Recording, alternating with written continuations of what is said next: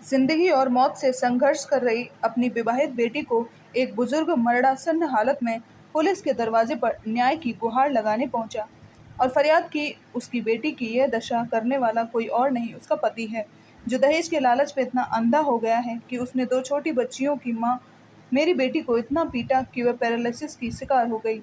लेकिन पुलिस सुनवाई नहीं कर रही। मामला ग्वालियर का है, जहां पुलिस की जन सुनवाई में एक पिता अपनी बेटी को न्याय दिलाने पहुंचा था। ग्वालियर एसपी ऑफिस में चल रही जन सुनवाई के दौरान एक विवाहित बेटी को बुजुर्ग पिता अपनी पत्नी और कुछ रिश्तेदारों के साथ लेकर पहुंचा था। वहां मौजूद जिसने भी विवाहिता की दशा देखी, उसकी आंखें नम हो गईं। यहां तक कि पुलिस के वरिष्ठ अधिकारी उस पीड़ित महिला और पिता की शिकायत सुनने के लिए अपने कक्ष से जन सुनवाई छोड़ उनके पास पहुंच गए। पुलिस के पास न्याय मांगने पहुंची विवाहित बेटी के पिता हरिराम पाल ने पुलिस को बताया कि उसकी बेटी नीतू का विवाह 9 साल पहले आमको कंपू थाना क्षेत्र के रहने वाले वीरेंद्र पाल से कराया गया था और क्षमता के हिसाब से दान दहेज भी दिया गया था। शादी के कुछ समय बाद दामाद वीरेंद्र ने बेटी को प्रताड़ित करना शुरू कर दिया। बेटी नीतू की पहली सिजेरियन डिलीवरी के दौरान उसने एक बेटी को जन्म दिया और दूसरी डिलीवरी के दौरान भी एक और बेटी को जन्म दिया। इसके बाद दामाद ने बेटी नीतू को और प्रताड़ित करना शुरू कर दिया।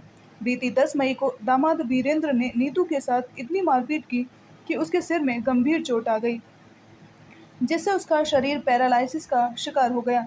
घटना की शिकायत थाना कंपू में दर्ज कराई गई, लेकिन पुलिस कर्मियों ने यह कहकर टरका दिया कि बेटी बात करने लायक हो जाए तब उसके बयान लेंगे।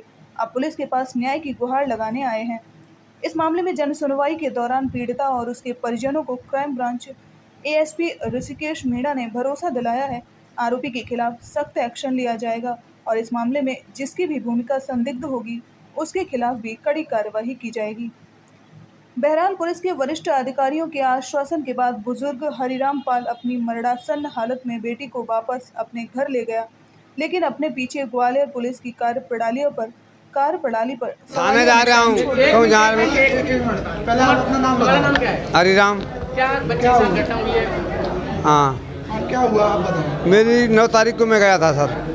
उन्होंने लड़की को समझाया, उन्होंने समझाया और 10 तारीख को बहुत मारपीट कर दी। इसने बहुत मार ही दी, खत्म। उन्होंने कोई कैसा छोड़ी नहीं है। तो खत्म हो चुकी है। हाँ। शादी हुई थी, बच्ची का नाम क्या है? कहाँ शादी हुई थी? आम को विजयनगर में। क्या नाम बच्ची का?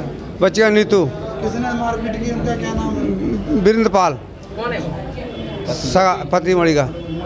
क्यों मारपीट की? इसका दहेज मांगता था, बहुत मणि को तंग रखता था बहुत ज़्यादा। 2 बच्चियां हो गई तो ऑपरेशन से तो और ज़्यादा मारपीट करने लगा। तो मारपीट कब की है? हालत कैसी है? बहुत हालत ख़राब है, बहुत ज़्यादा स्थिति खराब है।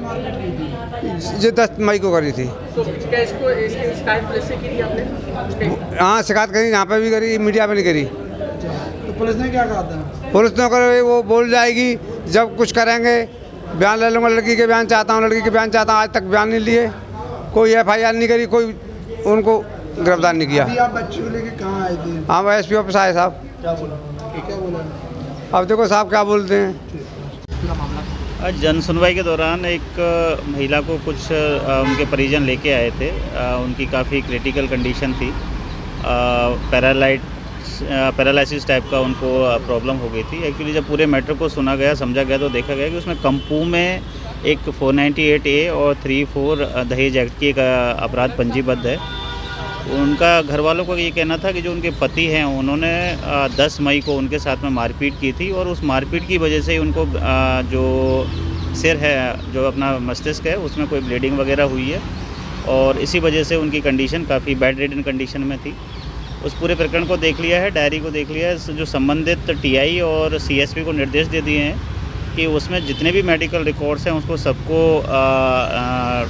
हॉस्पिटल से लिया जाए और जो MLC में जो तथ्य हैं जो उसमें बयान आएंगे उस हिसाब से उसमें हम IPC की धारा बढ़ा के आगे अग्रिम कार्रवाई करेंगे। उनका ये भी कहना है कि पहले भी कई बार जन सुनवाई में और थाने के भी गए, लेकिन सुनवाई में डॉक्टर भी लापरवाही कर रहे हैं। नहीं, उन लोगों ने जो मुझे डॉक्यूमेंट दिए थे उसमें एक बार सिर्फ 21 तारीख को जन सुनवाई में आई थी और उसके बाद में SP साहब के कहने पे उसमें वैधानिक कार्रवाई लगातार चल रही थी।